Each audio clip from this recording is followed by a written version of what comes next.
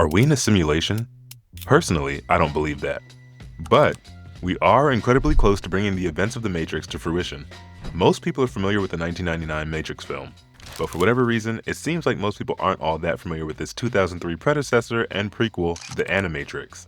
The story of the original 1999 Matrix is that at some point in the 21st century, humanity created AI, which eventually ended up becoming humanity's greatest adversary, and a kind of apex predator of sorts in the manner that they began using humans as their energy source in the same way that we farm animals and produce for sustenance. How did we get there, though? The inception of AI allowed for machines to replace humans as the primary workforce in society. Humans no longer worked. They essentially just partied, tried to look good for the gram, and generally did whatever they wanted, living off that sweet, sweet basic universal income.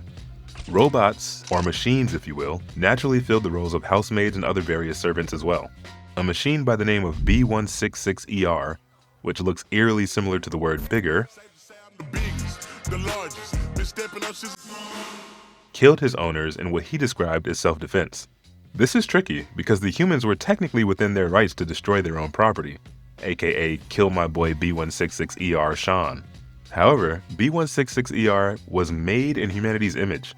He has thoughts of his own. He works. He feels like he has feeling. And just like the humans that created him, he has a desire to live.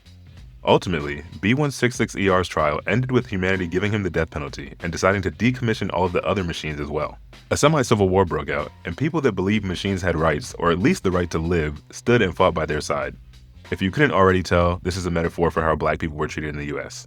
They even had a Million Machine March. The race war raged on for a while, and the machines that could fled to the cradle of civilization, Mesopotamia, otherwise known as Iraq, and created the civilization called Zero One. The existing AI created better AI, which learned and created better AI. The then bustling society began creating goods and services in order to placate to their human counterparts. Eventually, the machines were so good at everything, their currency skyrocketed and essentially bankrupted all of the other nations. Humanity began to feel threatened by Zero One's progress and placed sanctions on their nation, which was also accompanied by military blockades. The machines elected ambassadors who went to the United Nations with plans to have a productive, symbiotic existence with humanity. However, humanity declined and they were denied entry into the UN. Humanity then bombed Zero One, and that's how the war between humans and machines began.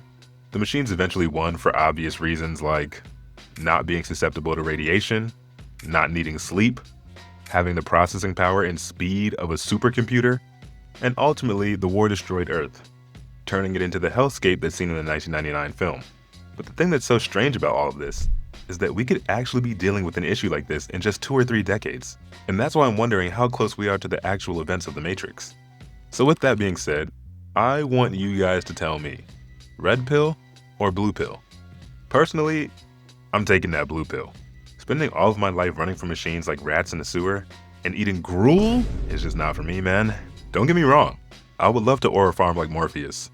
I just don't think I'm built like that.